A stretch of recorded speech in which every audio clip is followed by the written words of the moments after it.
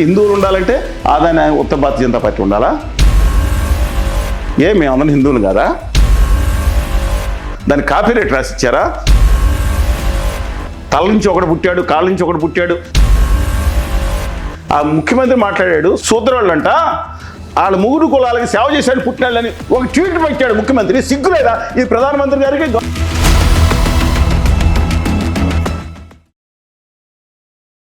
నమస్తే, welcome to Telugu రాజ్యం. ఈరోజు మనతో పాటు ఉన్నారు ప్రముఖ సామాజిక ఉద్యమకారులు చలసాని శ్రీనివాస్ గారు. సార్ నమస్తే. నమస్కారం, అందరికీ నమస్కారం. సార్, బెంగాల్లో ఎన్నికలు ముగిసి 2 రోజులు కావస్తుంది. అయినా కూడా ఇవాళకి కూడా అక్కడ ఒక తీవ్రమైన ఒక టెన్షన్ వాతావరణం అయితే నెలకొంది. మమతా బెనర్జీ గారు కూడా ఇవాళ స్ట్రాంగ్ రూముల దగ్గరికి వెళ్ళి ఇక్కడ అక్రమాలు జరుగుతున్నాయి, ఇక్కడ ఈవీఎంల ట్యాంపరింగ్ జరుగుతుందని ఆవిడ ఒక నిరసన తెలిపారు. అలాగే ఎప్పటిలాగే ఈ ఎన్నికల్లో బెంగాల్లో తీవ్రమైన హింస కూడా చోటు చేసుకుందని వార్తలు వినిపిస్తున్నాయి. ఇప్పుడు నేను వీడియో చూస్తున్నాను, అదే స్ట్రాంగ్ రూమ్ లోకి వెళ్ళి వాళ్ళందరూ ఏ వీడియోలు బయటకు వచ్చినాయి. కానీ నేను ఒకదానికి అభినందిస్తున్నాను, బెంగాల్లో ఆ ఈవీఎంలని చాలా గట్టిగా ఉంచాలి. ఎందుకంటే ఇంత ఎండాకాలం ఇంత ఎండలో కూడా ఇది ఓవర్ టైం పనిచేసినట్టు అనుమానంగా ఉందండి. ఈవీఎంలు ఉన్న కలెక్షన్ కమిషన్ ఆధ్వర్యంలో, కలెక్షన్ కమిషన్ కాదు, కేంద్ర ఎలక్షన్ కమిషన్, అదే జనరల్గా దాని కలెక్షన్ కమిషన్ ఆఫ్ బీజేపీ అంటున్నారు, అనకూడదు. ఎందుకంటే దాని ప్రతిష్ట నాశనం అయిపోయింది. సుప్రీంకోర్టు చీఫ్ జస్టిస్తో పాటు కలిసి ఉండాల్సిన నియామకం చేయాల్సిన కమిటీలో ఈ దుర్మార్గులైన ఉత్తర భారతీయ ఆదాని అంటే అర్థంగా దాష్టికాన్ని చేసే పార్టీ గౌతమ్ అదాని కాదు. ఈ ఆదాని బీజేపీ పార్టీ వెళ్ళి దాన్ని తీసేసి కేవలం ఒక సంస్థలా చేసేసి మొత్తం వాళ్ళ జేబు సంస్థలా మారిపోయిందని ఏదో కళ్ళ ముందు కనపడినట్టు చాలామంది ఆరోపణలు చేస్తున్నారు కదా. అందుకని ఇవాళ ఈవీఎంలు మాత్రం చాలా కష్టమైన. తమిళనాడులో కుదరదు, కేరళలో, ఎందుకంటే ఇక్కడ ఎంప్లాయీస్ని పిలువ పెట్టడం కుదరదు. దమ్ముండి ఆత్మగౌరవం ఉన్నాడు, ఏదో 5% 2% అక్కడ ఏం పిలువ పెట్టారు లేదు నాకు తెలియదు. కానీ ఈవీఎంలు మాత్రం చాలా కష్టపడి పనిచేసినట్టు అనుమానం ఉందండి. ఎన్నికల ప్రక్రియ మొదలైన సందర్భం నుంచి మమతా బెనర్జీ గారు కేంద్ర ప్రభుత్వం మీద విమర్శలు చేస్తూనే ఉన్నారు. అక్కడ వ్యవస్థల్ని అడ్డం పెట్టుకొని కుట్ర చేస్తుంది బీజేపీ ఎన్నికలు గెలవటానికని ఆవిడ విమర్శలు చేస్తూనే ఉన్నారు. గత 3 పర్యాయాలుగా మమతా బెనర్జీ గారు గెలుస్తూనే వచ్చారు. ఎన్నికల్లో ఆవిడ గెలిచారు. ఈసారి మాత్రం చాలా తీవ్రమైన పోటీ ఉంది. బీజేపీ అధికారాన్ని చేజిక్కించుకోబోతోంది అనే ఒక సూచనప్రాయంగా సర్వేలు అయితే చెప్తున్నాయి. ఎందుకు ఈ పరిస్థితి వచ్చిందంటారు? అంటే మీరు విశ్లేషణ అడుగుతున్నారా, అసలు నిర్ణయానికి వచ్చారా? విశ్లేషణే సార్. ఇప్పుడు అస్సాం ఒకటికి బీజేపీ వచ్చితే కనబడుతుంది. పాండిచ్చేరి కూడా ఉత్తర భారతీయ జనతా పార్టీకి సంబంధించిన పక్షాలు అధికారంలోకి వచ్చేటట్టున్నాయి. కానీ తమిళనాడులో అయితే డిఎంకేకి ఎక్కువ ఛాన్స్ ఉన్నాయని చెప్పి చెప్తూ ఉన్నారు. అంటే గత 3 ఎన్నికల్లో ఎలాంటి టఫ్ ఫైట్ ఇవ్వలేదు బీజేపీ, బట్ ఈసారి మాత్రం చాలా హోరాహోరీ నడుస్తోంది. బీజేపీ చాలా పట్టుబడుతోంది బెంగాల్లో ఎట్టి పరిస్థితుల్లో ఉన్న ఉత్తర భారతీయ జనతా పార్టీ చాలా కసితో ఉన్న నేపథ్యంలో రెండో సెకండ్ థాట్ లేదు దాంట్లో. అక్కడ నేను ఎందుకు చెప్తానంటే మీకు ఈయన ఇదిగోండి,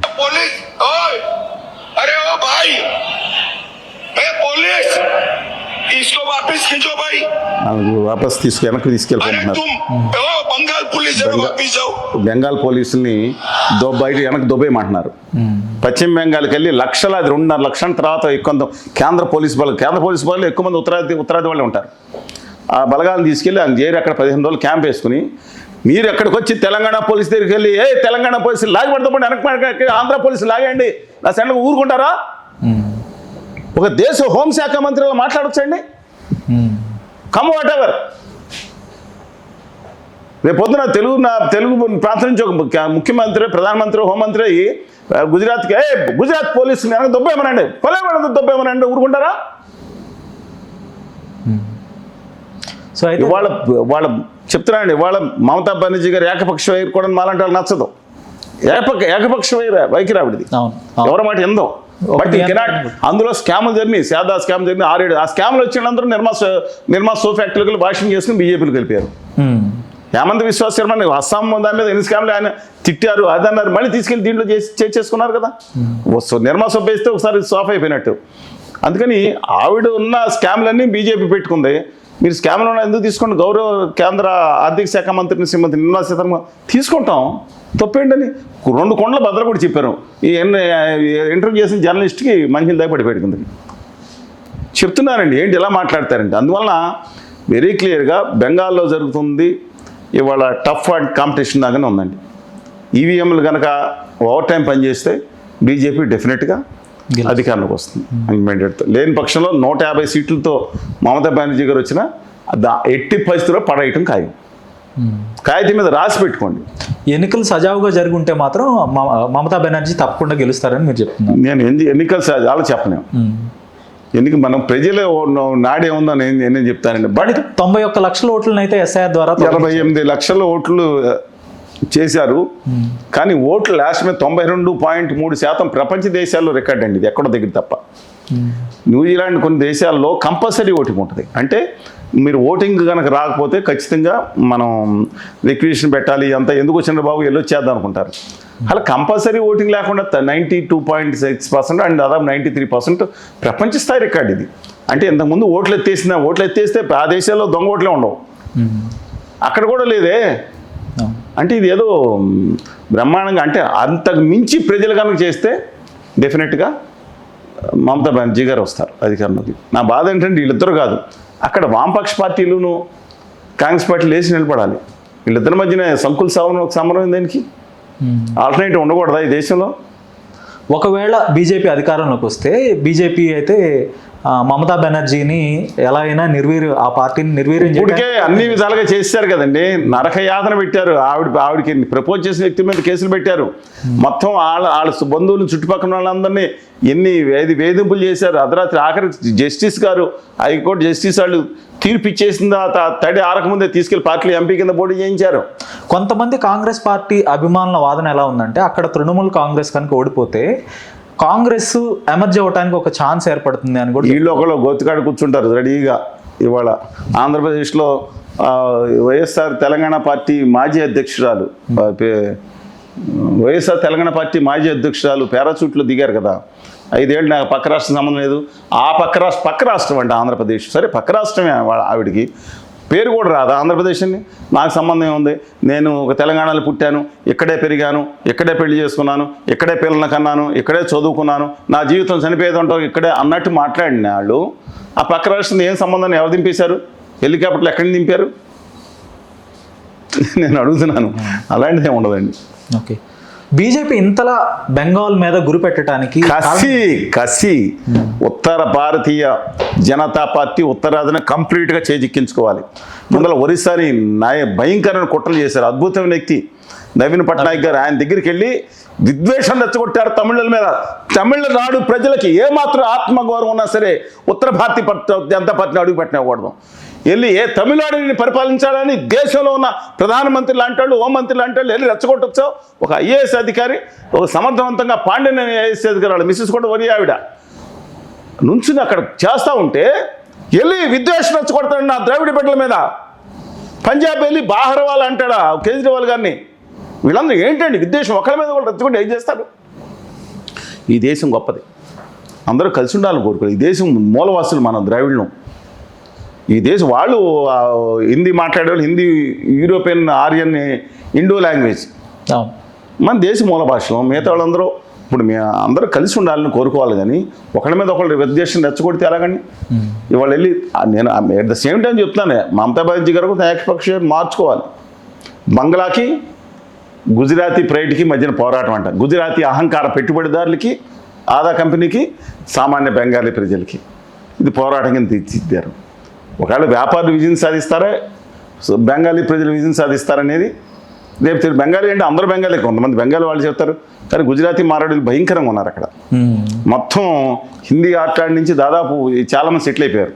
మొత్తం బెంగాల్లో ఉన్న బిజినెస్లని కూడా మారాడీల చేతిలో ఉన్నాయి. అందులో 90% మన ఆదాని గారు ఉత్తర భారతీయ జనతా పార్టీకి సప్లై చేయాలి.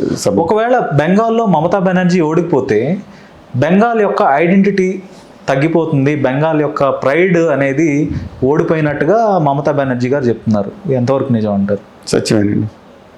బెంగాలీ వాళ్ళు కాకపోతే ఇప్పుడు సిద్ధార్థ్ శంకర్ రాయ్ గారు ఉన్నారు, కాంగ్రెస్ పార్టీ నేత. ఆయన ఏం ఎప్పుడన్నాడు? Indira Gandhi is India, India is Indira, Indira is Indira, India is Indira అన్నారు. ఇందిరా ఈజ్ ఇండియా 2000 మనం అలా ఏం చెప్తాం, అప్పుడు పోయిపోయింది అలా కాదు. కానీ బట్ బేసికల్లీ వీళ్ళిద్దరితో బీజేపీతో నాకు ఎలాంటి ఇబ్బంది లేదు. ఆదాని ఉత్తర భారతీయ జనతా పార్టీ వీళ్ళిద్దరు గుజరాతీ నేతల విషయంలో మాత్రం అభ్యంతరం ఉంది. గొప్ప వాళ్ళు ఉన్నారండి బీజేపీలో, అందులో పనిచేసే సంఘటనలో కొంతమంది ఏం ఆశించకుండా బయటికి వెళ్ళి తిరిగే వాళ్ళు ఉన్నారు. నిజంగా చెప్తున్నాను. నేను నితిన్ గడ్కరీ గారు నాతో చెప్పిన విషయాలు, ఇంకోళ్ళు చెప్పిన విషయాలు, సంఘటన కానీ కన్వర్షన్ అనేక మాట్లాడారు. ఆయన రెక్కలు కట్ చేశారు. రాజ్నాథ్ సింగ్ గారిని కాళ్ళు చేతులు ఇచ్చేసి పక్కన కూర్చోబెట్టినట్టు పెట్టారా లేదా అనేది వాళ్ళ విద్యను ఆలోచించుకోవాలంటే, ఈయన తప్పితే హిందువులు ఉండాలంటే ఆదాని ఉత్తర భారతీయ జనతా పార్టీ ఉండాలా? మేమందరం హిందువులు కాదా? దానికి కాపీరైట్ రాసిచ్చారా? తల నుంచి ఒకటి పుట్టాడు, కాళ్ళ నుంచి ఒకటి పుట్టాడు. ఆ ముఖ్యమంత్రి మాట్లాడాడు, శూద్రవాళ్ళంట ఈ దేశంలో 80% శూద్రవాళ్ళంట, వాళ్ళ ముగ్గురు కులాలకి సేవ చేశాడు పుట్టినాళ్ళని ఒక ట్వీట్ పెట్టాడు ముఖ్యమంత్రి. సిగ్గులేదా ఈ ప్రధానమంత్రి గారికి, గౌరవ హోంమంత్రి ఖండించి ఆ ముఖ్యమంత్రిని బత్తపు చేయాలని? ఎందుకు మాట ఈ శూద్రులు అని చెప్పుకునే ఆంధ్రప్రదేశ్ తెలంగాణ ముఖ్యమంత్రికి ఏమైంది? ఎందుకు నిలదీలేకపోతున్నారు? భయం, అణుకు. ఎవరికి తక్కువ కాదు. ఈ శ్రమ వ్యక్తికి ప్రపంచాన్ని పెట్టింది ఆ కమ్యూనిటీ. శూద్రుడైన వాళ్ళు నేను మాట ఒప్పుకోనండి. ఈడోడు వాడతానికి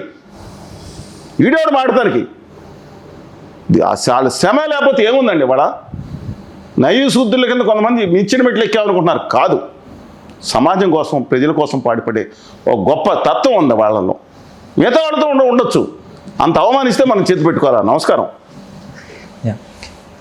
ధన్యవాదాలు సార్. నమస్తే. హలో, తెలుగు రాజ్యం ఛానల్ చూస్తున్నారా? సామాజిక రాజకీయ జీవన చిత్రణే తెలుగు రాజ్యం. అతిశయోక్తులు అసత్యాలు ఉండవు. రాజకీయ కోణం కాదు, ప్రజా కోణమే కొలబద్ద. తెలుగు రాజ్యం వీక్షణ మీ ఉత్తమ అభిరుచికి నిదర్శనం.